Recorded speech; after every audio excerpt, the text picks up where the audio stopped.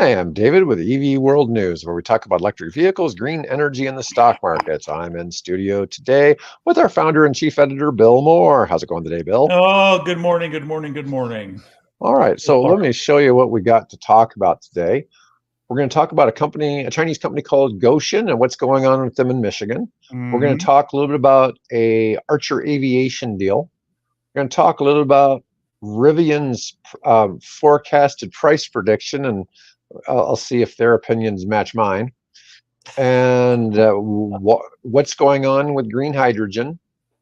Yep. Let's see. Solar-powered boats in the Amazon rainforest. In the Amazon. Yeah, I like that. So that's why I thought that was a cool article. And best plug-in hybrids for 2024 and 25. And there's some surprising things in that. But let's start out with the topic of Goan.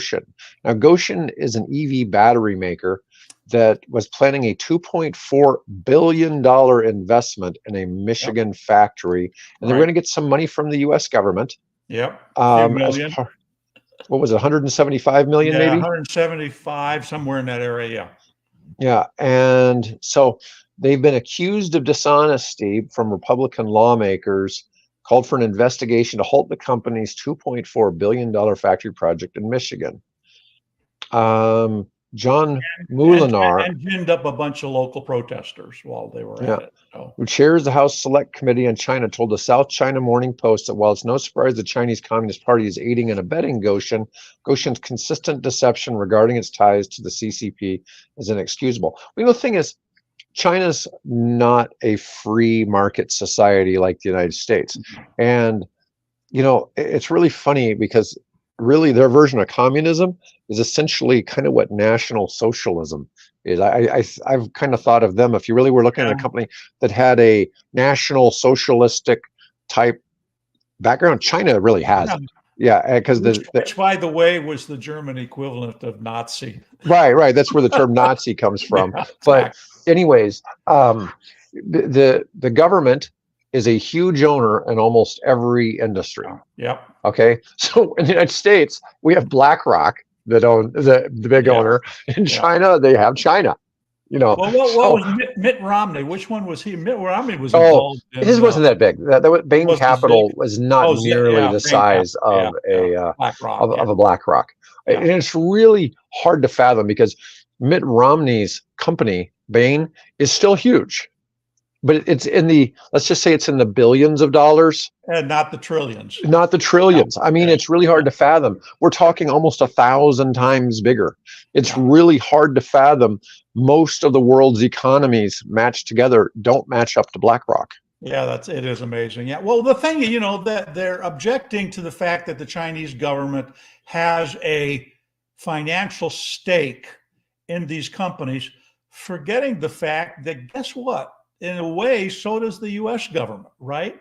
I mean, yes. We gave that money to Elon Musk and to GM and to Chrysler and things with the stipulation that, you would pay us back. And I don't know if they charged interest on any of that money or not, but, we do that. And, if you're going to, loan these businesses all this amount of money, and boy, we could go on for hours on the corruption in the Chinese business and government sector, right? But still, if you're a responsible government official, you're going to keep some tabs on how that money is spent, right? So I don't know if that's entirely a genuine concern, just because the Chinese I don't have any love for the Chinese Communist Party. I think it's a crock. But other than that, they have to be responsible to some degree to the people, right? And right. No, I get that. I get that. And I do think, I'm assuming the CCP is incredibly corrupt. But that being said, before we came on live, I was talking about one of my friends and what he experienced as a Chinese businessman and why he can't go back. But they certainly do look out for the needs of their citizens, kind of in the best way they can. Doesn't mean it's It works great. Every government has this level, has a certain level of corruption. Right. I mean, in the United States, it's a little bit easier for us to call it out because we scrutinize our leaders. We can scrutinize them without generally being arrested or disappeared in the middle of the night.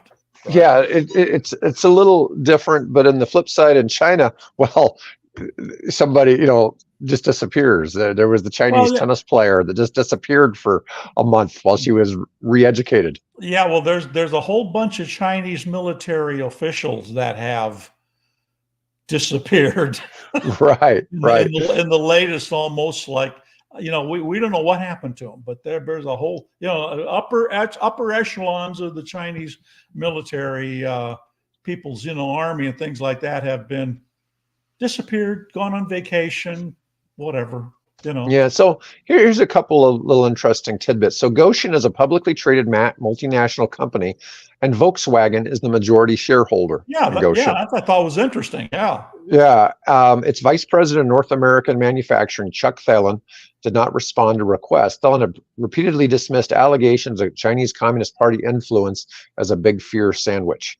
Yeah. So the thing is, I don't see a problem in the Chinese investing in projects in the United States. No. Now, there's some exceptions. And I want to bring up, like, I used to live in North Dakota, and the Grand Forks Air Force Base, which has nuclear bombers, and people are deployed there that then work in Western North Dakota on the missile silos and communicate back and forth. Right. And Grand Forks also controls a lot of drones. A lot of the drones flown all over the world are flown from Grand Forks. Yeah. Okay.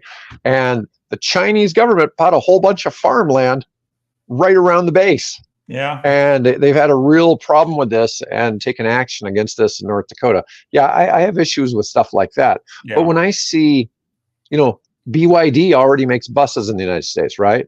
I could totally see BYD coming and opening a manufacturing facility. There's we talked about another Chinese bus maker making buses in Georgia, windrows, or the semi-trucks.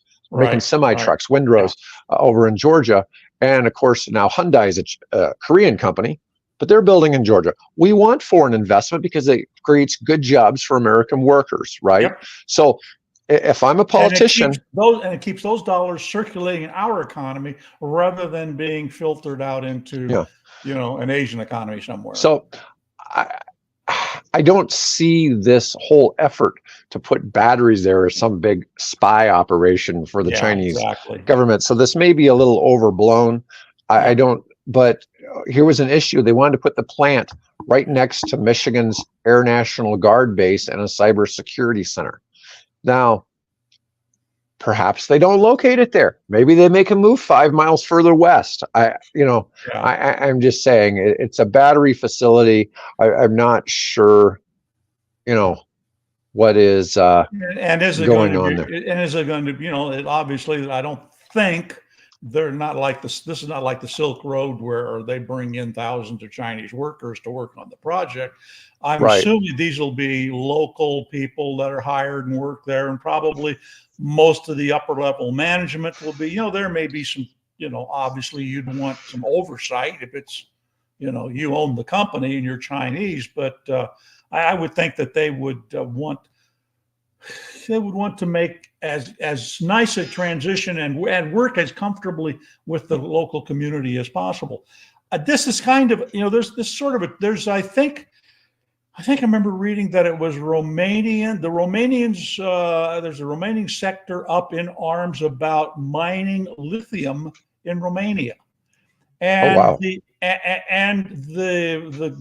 government is saying the reason that they're doing this is they're trying to overthrow him, and they're using the lithium question of mining lithium there as the catalyst for developing, political, clout to get rid of the prime minister. And who was another one I was reading that he was using the same thing, that this sort of backlog or this pressure that we're hearing about some of these various green projects aren't so much really concerned about the environment as they are pushback against a more progressive political agenda, for want of a better term. So I don't know, is this, you got this, is the guy's concerns about, Chinese eavesdropping or spying or, infiltrating the local community, is that a legitimate concern, or is he just pushing back against, the agenda of the Biden-Harris administration, push towards electric cars? I mean, could be a little of both. I like to, how I am. I like to see market factors bring in the green energy. Sometimes the green energy needs a push. Sometimes it needs a little help from the government, to be a little bit greener and less polluting and things like that. But you see all of these green projects, and we're going to get into that because we have another discussion on today's show. But you see where, these governments need power. They don't have power. They don't have enough electricity for their population, and solar and wind typically, a lot of these places have great sunshine. There's no shortage of sunlight. Or I don't know about wind, but there's no shortage of sunlight, and they're a great candidate for solar. And it makes sense if they can get the infrastructure investment, and it's not as cheap necessarily as putting in a power plant that uses some type of coal or liquid. It is cheaper, considerably cheaper. Yeah, if you look at the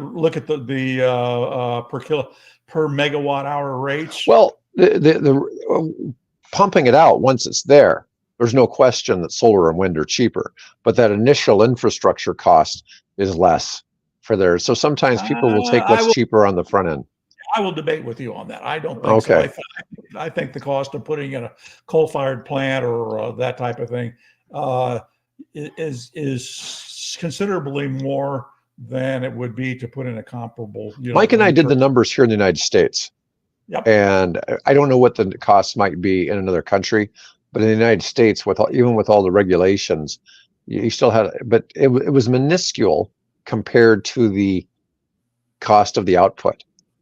Because you didn't need fuel, you didn't have to put the coal into it, but exactly. the actual initial capital expenditure typically was less for the plant. And we even went into nuclear, and nuclear is just stupid expensive.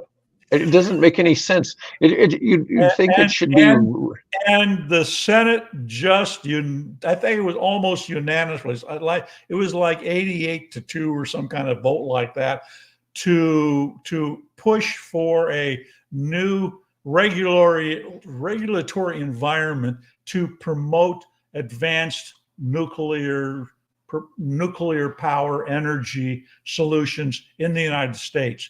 Almost unanimously, and I guess that was done yesterday. So that's pretty cool. But the problem is it's not the basic, we know how to split atoms and make energy from it. It's all of the safety features and the thing that, okay, you want to use a water bottle in this plant? You could buy this for $10 at Costco. Well, the one you need to use is $1,000, because it's got a better seal.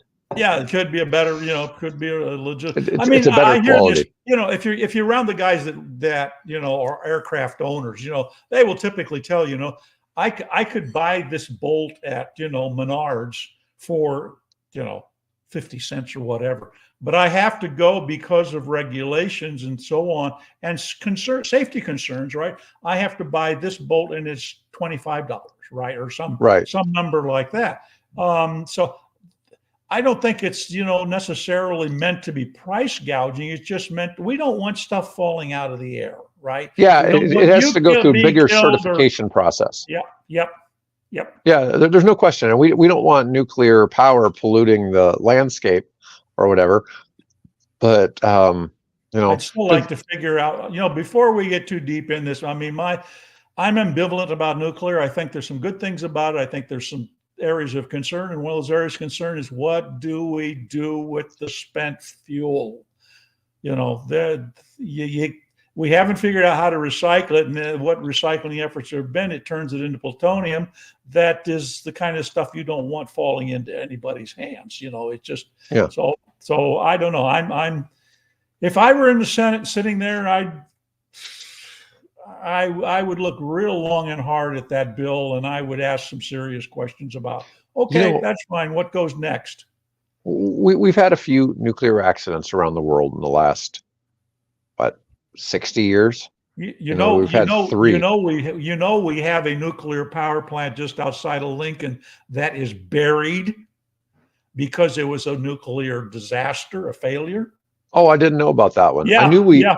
I knew there One, used to be a nuclear reactor at the VA here in Omaha. no. This was a molten salt. I think it was molten salt reactor. It was an early sort of. We're talking, I think, early '60s.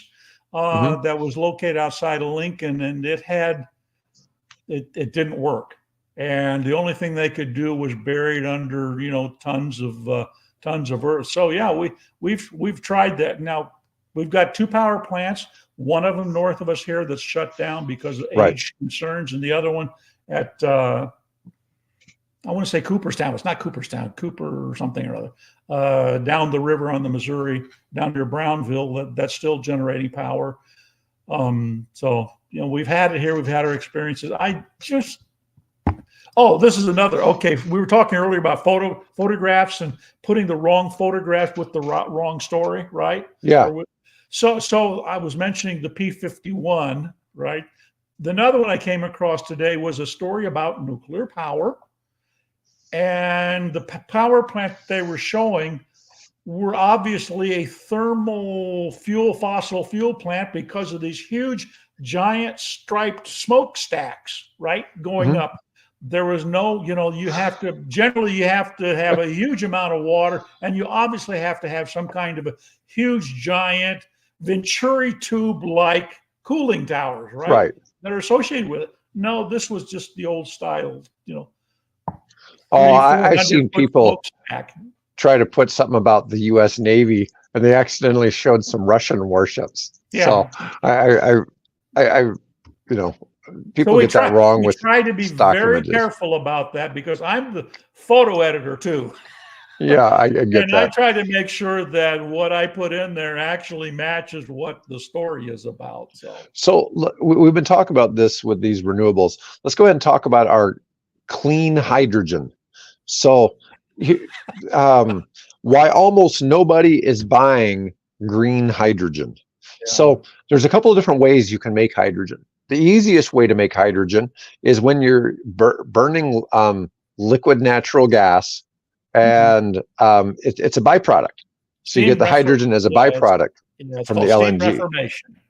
Yeah. Steam reformation. We actually have that. And I don't know if it's still active or not because I haven't been down there for a while. But we did actually have a fuel cell generator at the Henry Dorley Zoo. And what they were doing was this. So they were piping into the fuel cell. They were piping in natural gas.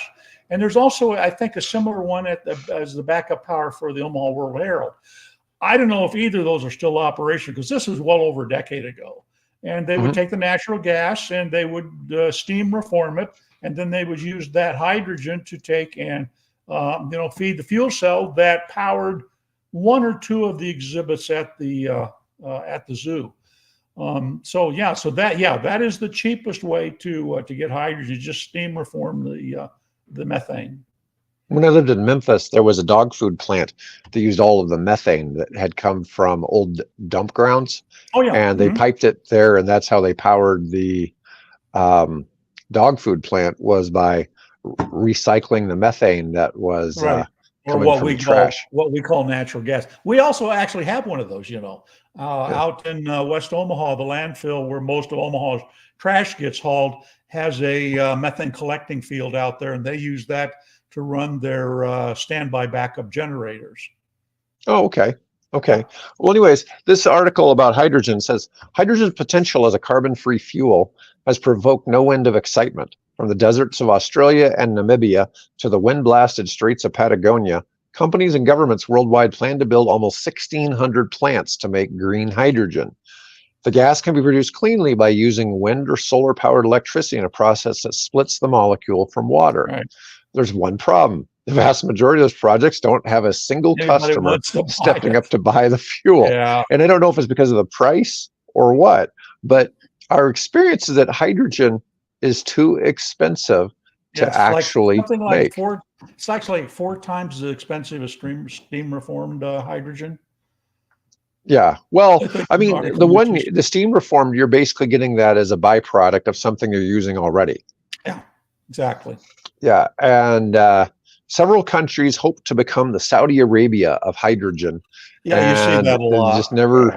they'll just never get built. This is one of the things I talk about all the time. It's like, hey, if I see Tesla's doing something with batteries, or Cattle's doing something with batteries, or LG's doing something with batteries, it's probably going to happen because they Yeah. have the capital to back it up. But so many of these other projects, like the green hydrogen, I mean, Bill and I have never been bullish on hydrogen. We'd like to see, maybe it gets some legs. Like we've been kind of excited about the Nikola Walmart thing, but Nikola's kind of a shit company to start with. They're the ones who pulled that when they were doing something to show how effective their product was. They had the truck just rolling downhill. It wasn't even powered. Yeah, let's be careful. We don't have an attorney on staff to vet. Right. No, I get that. I get that. But I'm just saying that, Yeah. Walmart gives some hope because Walmart's a player that could make something happen with hydrogen. Yep. But so much of the hydrogen hype we see is just that it's hype. I mean, even we see Toyota try to do things and give people free hydrogen. And their Myra or Mira, I guess, car owners are suing them. The best use that we found yet for the Mirai, which is their hydrogen powered car, is using it as a bomb in Ukraine. Yeah. So they figured out how to make them into remote controlled hydrogen bombs. Yeah. Or not hydrogen bombs. That would be. No, that's fusion. No, we're that's talking fusion. Yeah. about using it, like sending a truckload of propane into someplace and blowing it Right. up. Right. But anyways, it's just the problem is no sane project developer is going to produce hydrogen without having a buyer, and no sane banker is going to lend money to a project without a reasonable confidence someone's going to buy the hydrogen. Yep. Now, I've told you a little bit about some stuff with biofuels I'm involved in. Right. And the thing is, there's no shortage of people wanting to buy the fuel. That product. Yeah. They want it. They want it. They need it. It's a great look. It's not just a great look for them. It's really something beneficial. So money's going to get pumped into that. So, okay. Hydrogen, I don't see quite the same. I have been around this business since I was in Ford Motor Company's headquarters.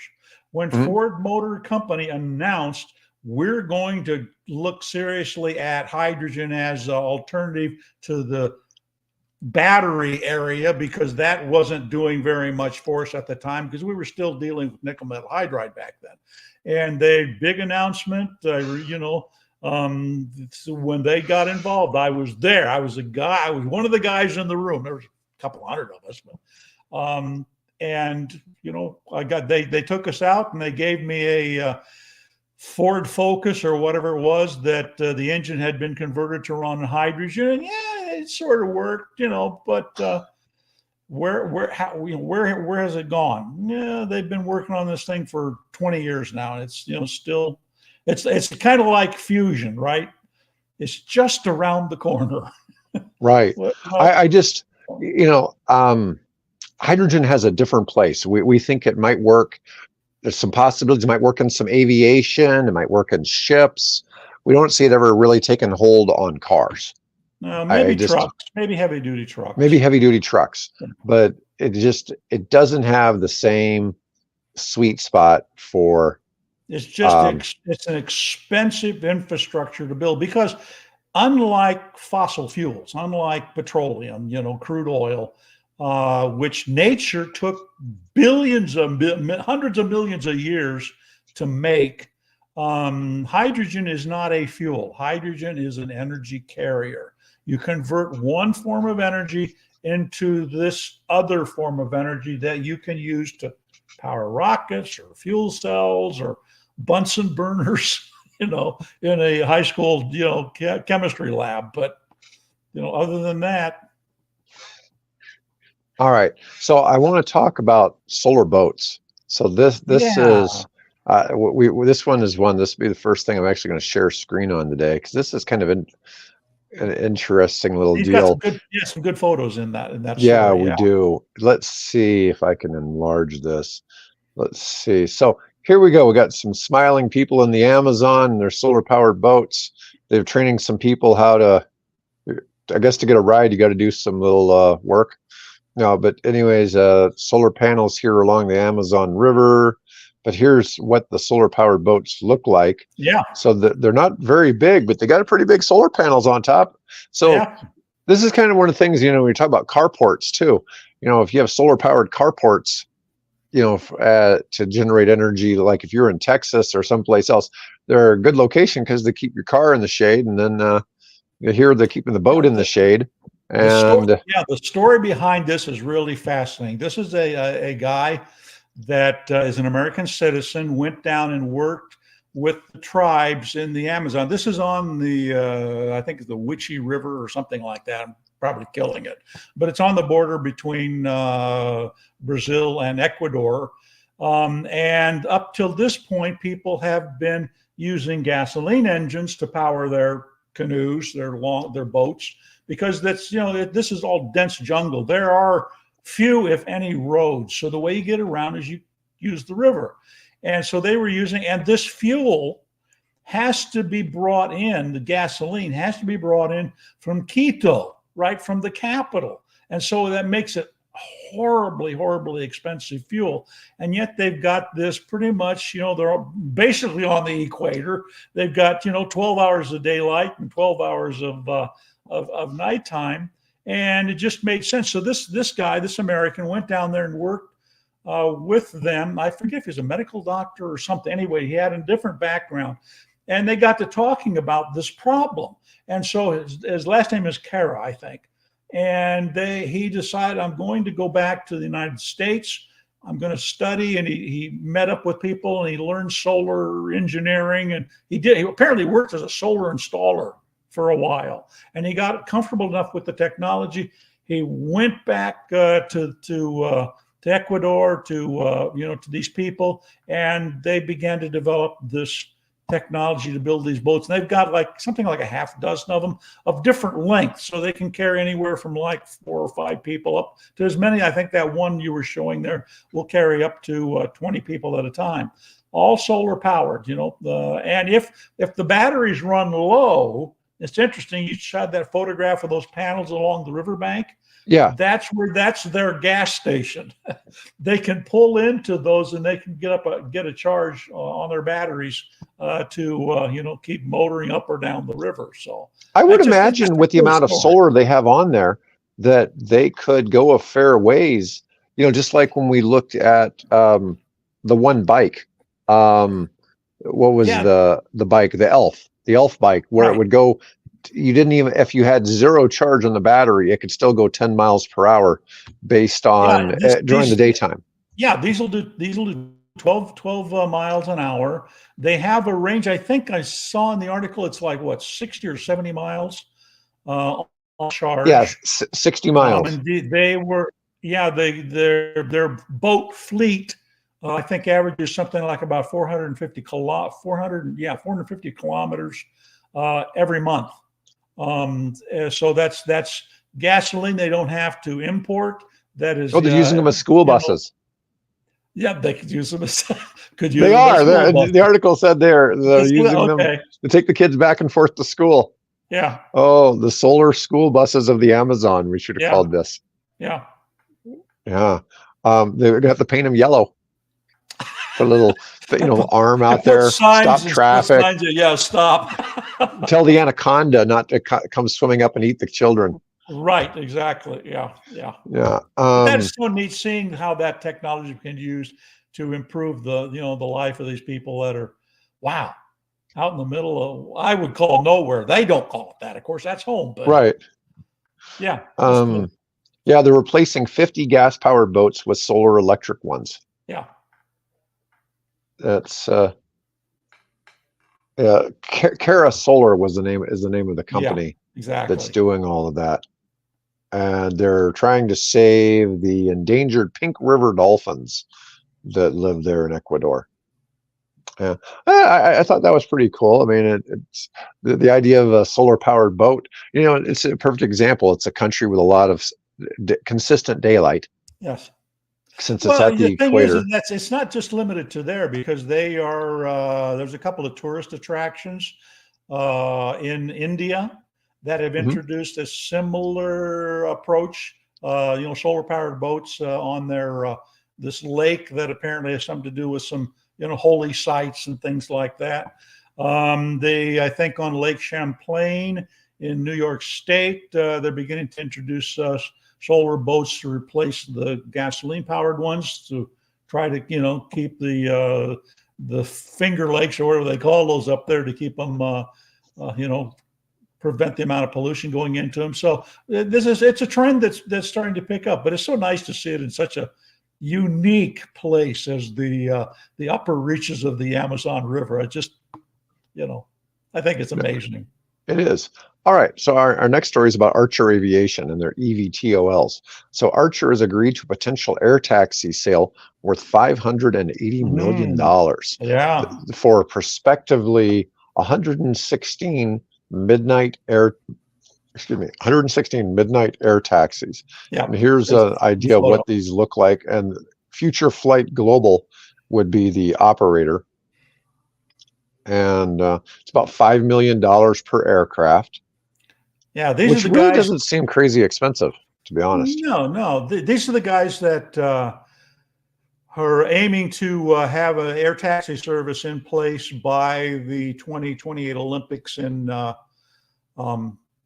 Los Angeles, and I think they're the same ones that are going to be developing a network of commuter stations, if you will, around the Bay Area to move people from Oakland and the Marin County and places like that, San Jose and so on, up to San Francisco International Airport, SFO. So the Archer has announced is working with the Los Angeles Rams to build exclusive vertiports near the Rams Sophie Stadium. Yeah. And they've also got deals worked out with pickups, take people to the airport with Southwest and United. Hey, here was an idea I thought about. Maybe we should talk about. How about doing something similar between Lincoln Airport and Omaha Airport? Well, I mean, it's only an hour flight. That's not not an hour flight. It's an hour by car. It's an hour by car. But how long is it between San Jose and SFO, right? I mean, it's a matter of the time, the convenience. I don't know.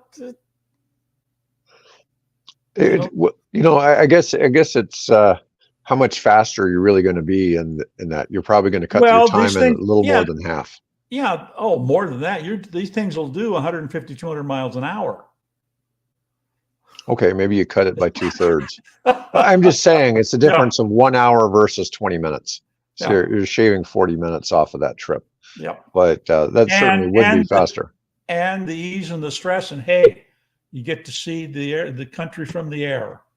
I mean, I made a similar proposal to somebody that's doing some electric aviation over in Europe. I said, you guys ought to take a look, considering flying from Everett, the airport where Boeing has one of their plants, which is a commercial field, and flying down to SeaTac. I mean, the last time I was there, we crawled along I-5 between Everett and SeaTac Airport south of Seattle, just bumper to bumper to bumper to bumper. Boy, I would have loved to have just gone over to Linwood and hopped in one of those, and 15 minutes later I'd be dropped down at SeaTac. So SeaTac's kind of a terrible airport. Everything from returning your rental car and then taking that damn tram. You have to be, if you're returning a car, you need to anticipate returning the car about 2.5 hours before your flight. Easily. It is such a mess. Everything from, so they don't do anything really special for people. Like I have TSA pre-check. They don't do anything special. They give you a card and you just don't have to take your shoes off when you're going through the line. That's the only thing, and the lines to drop off your luggage take forever. It'd be a really good airport not to have luggage. Okay, that would be a starters. You know, Unless you're flying first class, which I've done it a few times, and it's a little easier there. But once you get the luggage dropped off, you get to TSA and you stand in that, spaghetti series of lights, going through it. Yeah. oh, it's a nightmare to make They're the flight on by the time. way, they are remodeling right now. Thank you. The Inflation Reduction Act. I appreciate it. They're remodeling, so maybe they'll work out the bugs so that it'll flow a little more simply. Because right now you got all these people funneling into this little narrow. It's like two doors, right? One over here and one over here, and it's a mess. But anyway, yeah. Anyways, let's talk about Rivian a little bit. So there's this article from 27 Wall Street that's about Rivian's price predictions and forecasts for 2025 to 2030. And I actually learned something in this article I didn't know about Rivian. So for starters, Rivian IPO'd in November 2021 at $180.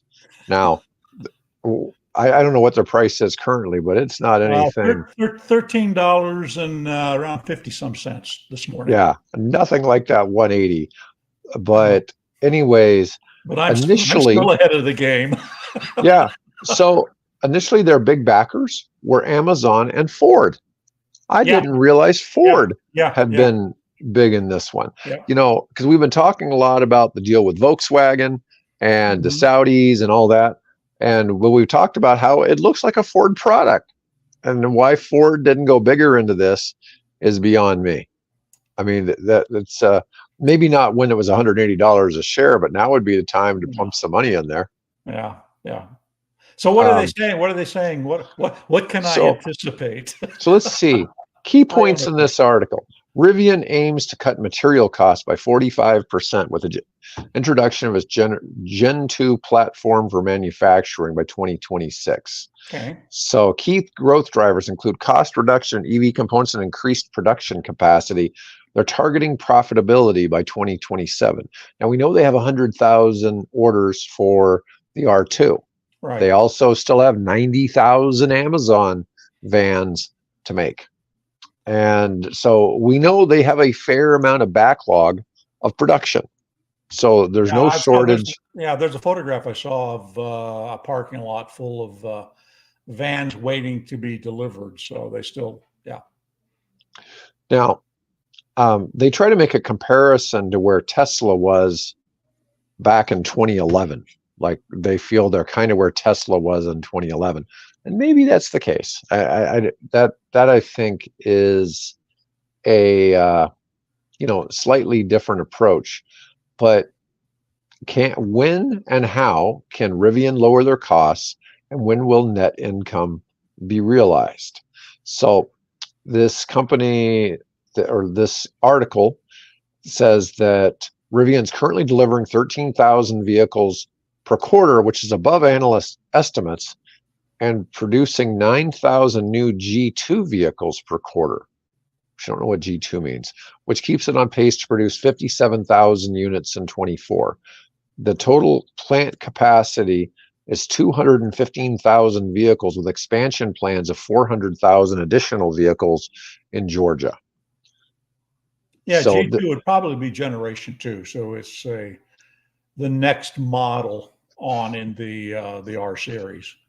Okay, let's see here. Long-term goals of 25% gross margin, high teens adjusted EBITDA, and 10% free cash flow margin. They're thinking they could have this by 2027. Okay. So just got to hang on till 2027.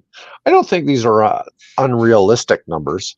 I've seen people had somebody after our last Rivian review talking about how their true cost is, with all their sunk investments, is they lose almost $100,000 a vehicle. And I don't know if that's really true. When Toyota started making their first, the second generation Prius, all the media was up in arms saying, they're losing their share. I think it was like $30,000 a car, every one of their cars that they manufactured. However, once you reach a certain point, in this particular case, if I remember correctly, the cutover point was 100,000 cars. Once they reached 100,000 cars, and at that point, the car, all the sunk costs and everything is paid for. And so from that point on, they begin to make some, some profit on the vehicle. So that's not unusual in this business to have, you made 10,000 cars, but it took you, 200 million to get to that point. That's going to be a high per car cost until you get to that point where you cross over. Now you begin to replace all those sunk costs. So. All right, so I wanted to show this chart here about how you could get so much goodness with zero sugar yogurt. No, I'm just kidding. I know what I'm having for lunch today. Yeah. So this is their share price estimates from this article. I don't know if I agree with this. Okay, this is a little optimistic. So they're showing our 1350 currently here. They're saying by January or by next year be at $22. That could happen. Okay, yeah, that's a possibility. Yeah, they're saying the next year should be at $34, but they're up to $140 in 2030. Yeah, they're saying it's going to 10x in the next 6 years. Yeah, that's kind of like the guys that are talking about Tesla being worth $2,400 a share. I mean, oh, really? Yeah, it's tough to speculate on some of these things. Some of the stuff that, you look at all the different things Tesla does. They've got the robots, they've got the AI piece, they've got the self-driving cars and all that. Rivian isn't really trying to do anything other than make cars, right? Right. They're not making Android. I think it's difficult to compare anybody to Tesla. Tesla's been kind of unique because Tesla has proven they do more than just make cars. I mean, Rivian's not in the energy business. Yeah. There's a bunch of things that Tesla does. Yeah, there's an article I posted today about the fact that the energy side of the company is sort of an overlooked asset that, people need to be taking a look at. Yeah, it's just, I don't know. I'm not going to say I agree with this. I think $22 is a bit optimistic to think it's going to take a 50% increase in the next. I'll take it. No, I get that. I get that. Yeah. Now, when the R2 gets going, we ought to start seeing some traction. A lot of people are excited about the R2 SUV. So we'll see where that goes. Yeah. But this is check back in, folks, in a year or two with us on this one. Yeah. Now, I wouldn't be surprised. This looks like something Kathy Woods might have given as a display. If she had done one on this. Right. So she's eternally the optimist, right? Yeah, so she sure is. Yeah. But anyways, all right. So our last topic is kind of our big one, and that's the best plug-in hybrids for 2024 and 2025. This comes to us from Road and Track, and I posted the link, but I actually didn't read the article, so you'll have to fill. Yeah, it's not bad. We're just kind of gonna go through some of these. I mean, the obvious one, the Toyota Prius Prime. Yeah. Base price of $34,000. It's a plug-in hybrid, and what does it get? It gets 45 miles as an EV. So you plug it in, you get 45 miles of electric power before you need gas. Which was about double what the original plug-in hybrids when they introduced the Prime a generation or two ago. So that's excellent. Yeah, but it's getting roughly the current one has 220 horsepower. Now, when it's driving on the electric, I'm sure it's even faster than that. Okay, because Prius does take off.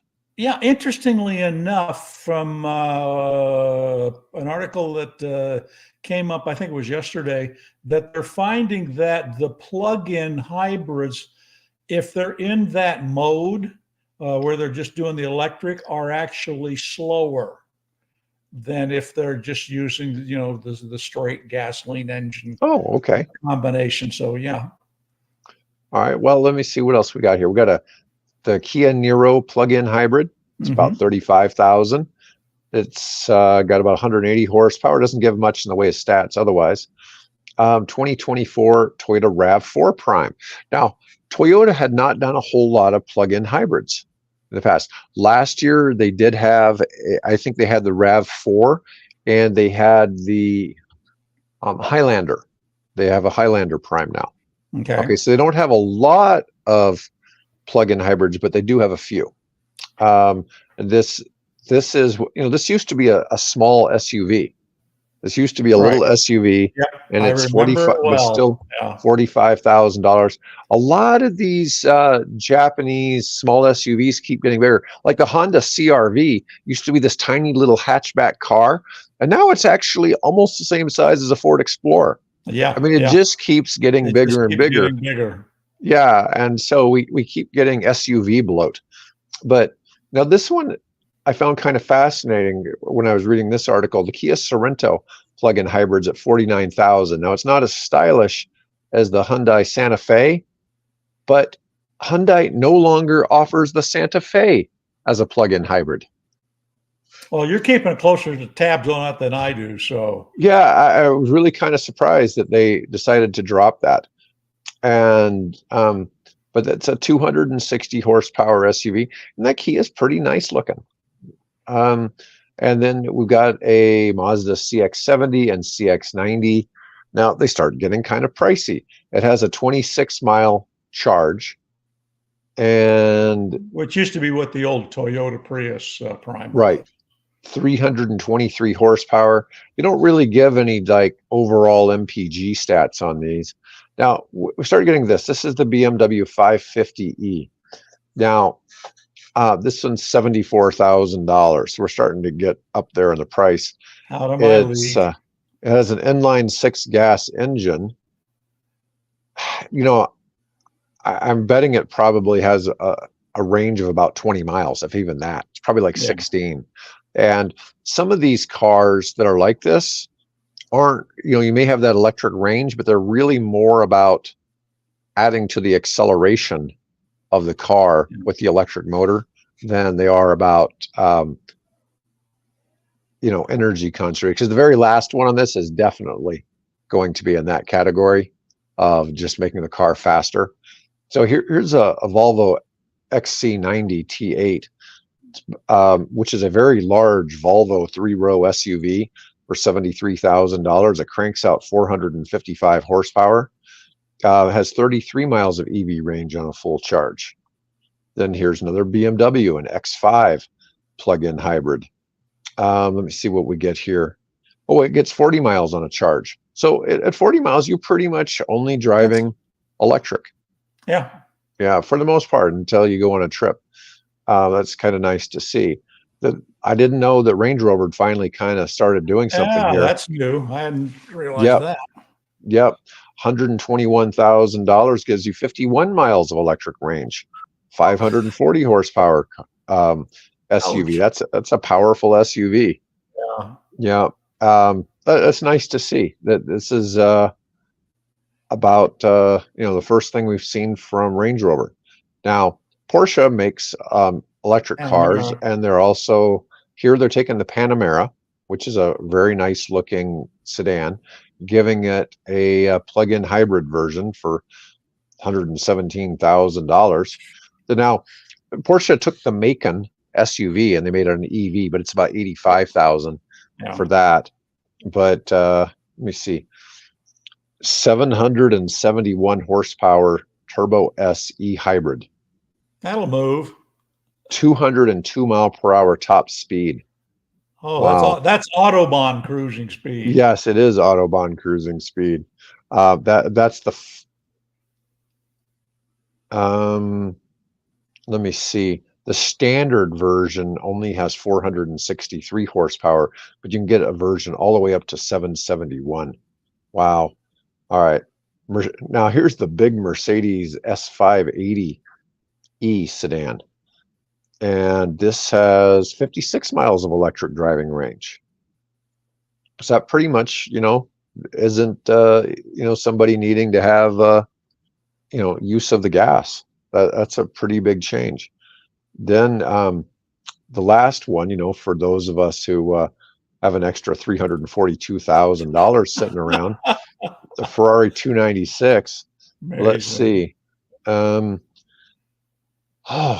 doesn't say what its range is.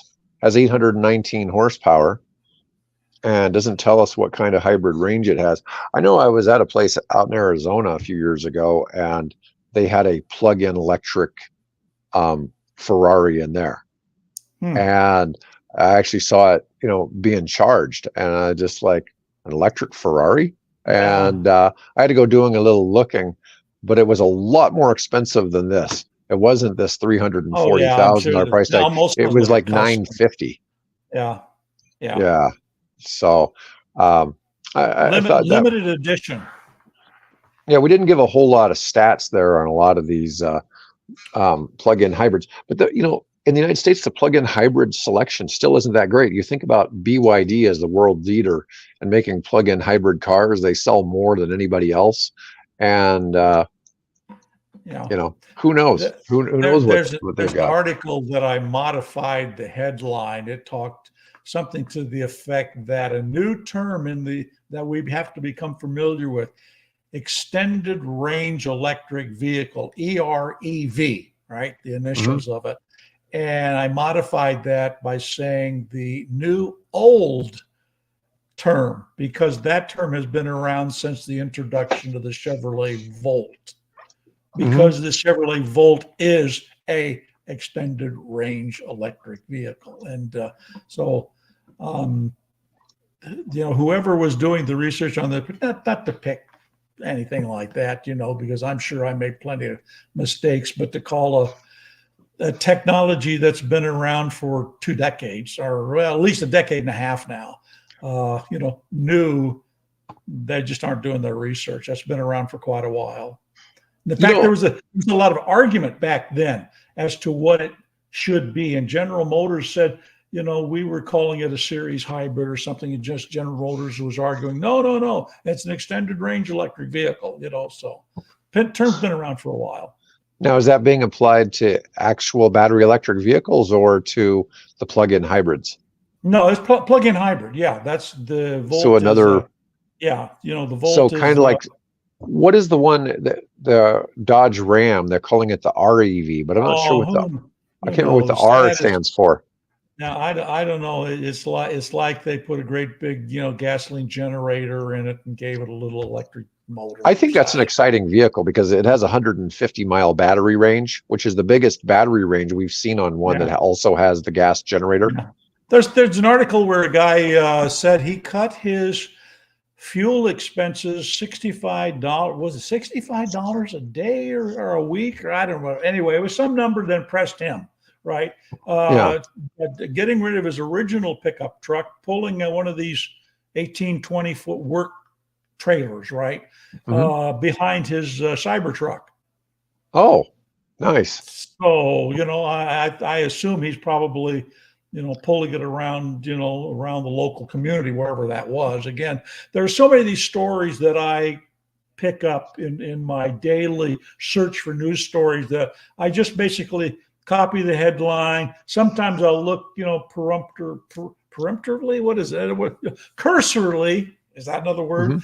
At the story to get a sense of it. And then, I put it into the database, by the way, we are now 48 stories short of 80,000 stories in our RSS database. Oh, wow.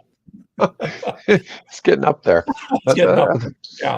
You've done a lot of work there, Bill. That's for sure. Oh, I've done a lot of work in it. Yeah. Yeah. Well, hopefully the world will be a better place for it. Anyways, that's all we had to. That's all we had to cover for today, Bill. Folks, I appreciate all of y'all sticking with us, ranting on here, and we'll be back next week.